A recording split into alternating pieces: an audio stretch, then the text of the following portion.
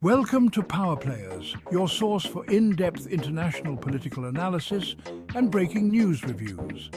Join us as we dissect global events, decode headlines, and explore the intricate web of geopolitics. Subscribe now and stay informed. One of the most enduring geopolitical challenges that Israel has ever faced since its inception is deeply rooted and intertwined with the historical complexities of the region. But why is Israel's situation so peculiar? To truly understand it, we must delve into intricate historical narrative that has shaped its existence. How does Israel come to be?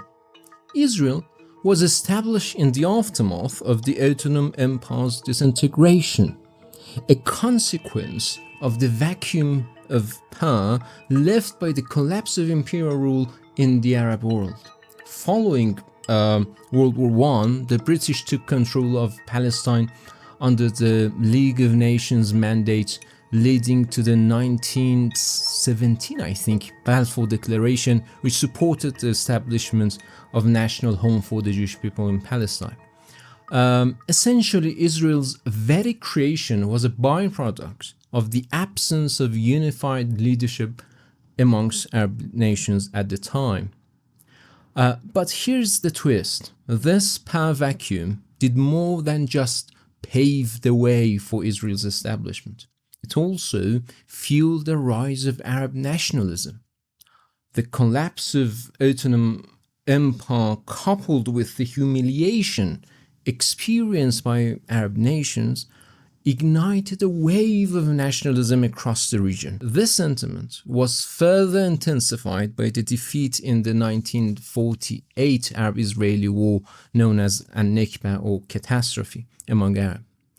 Leaders such as Nasser in Egypt, Hafez Assad in Syria, King Hussein in Jordan, Gaddafi in Libya, and Saddam Hussein in Iraq emerged, each aspiring to become the figurehead of these newly nationalist movements. History repeatedly shows us this recurring ambition among Arab leaders to assume the mantle of leadership in the region.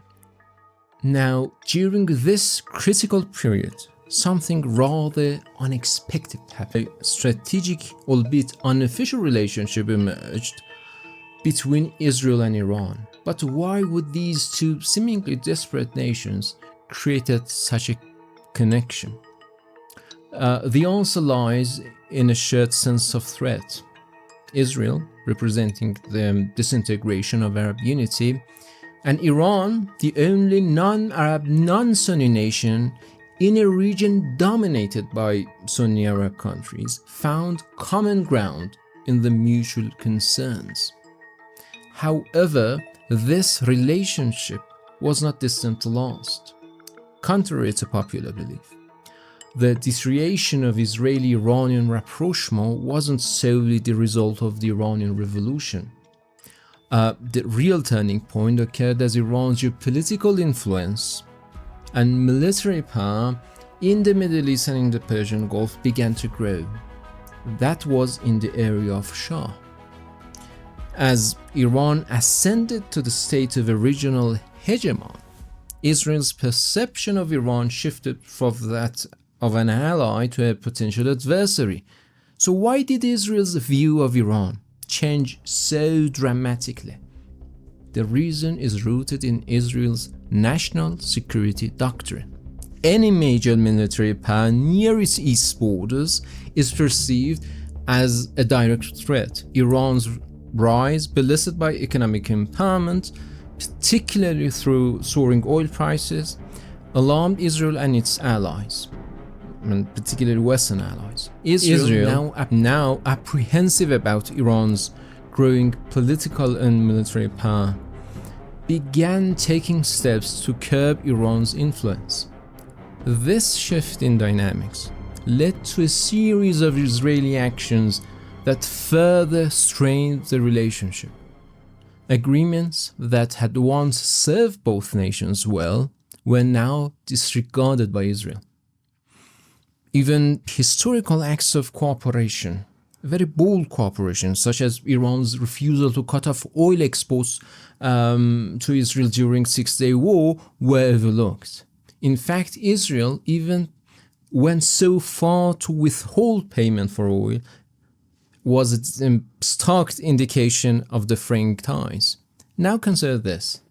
These complex dynamics also shed light on why the Abraham Accord initiated by Trump were fraught with challenges from the very beginning. But let's save that for another discussion.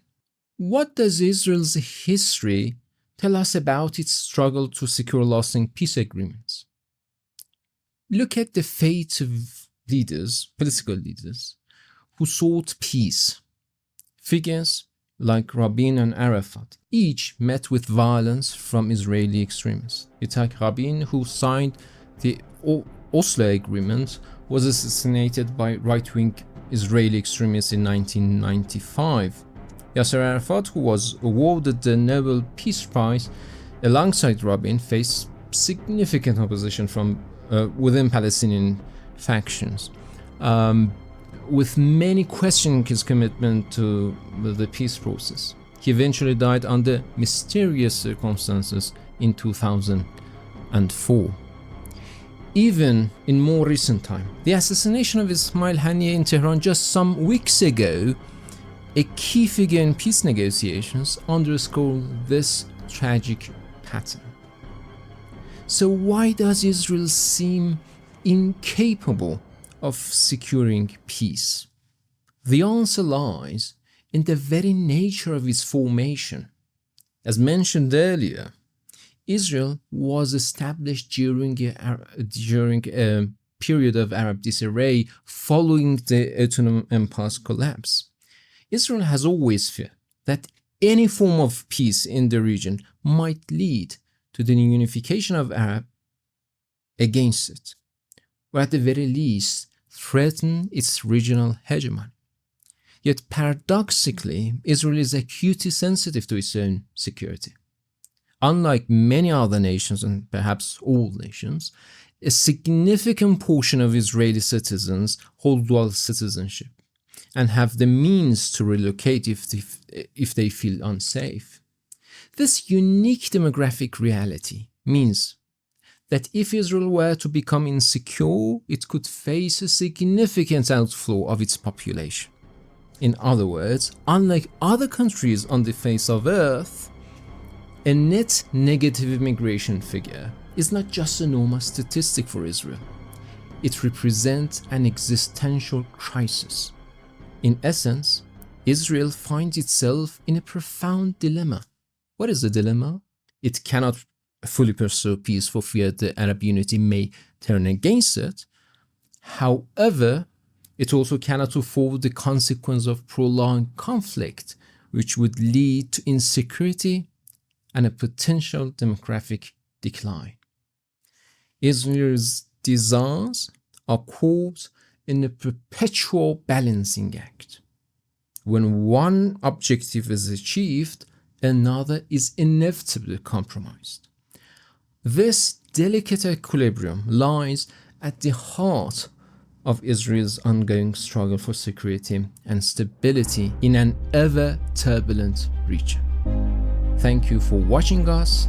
See you soon. Subscribe, stay informed, and remember, in politics, nothing is ever as it seems.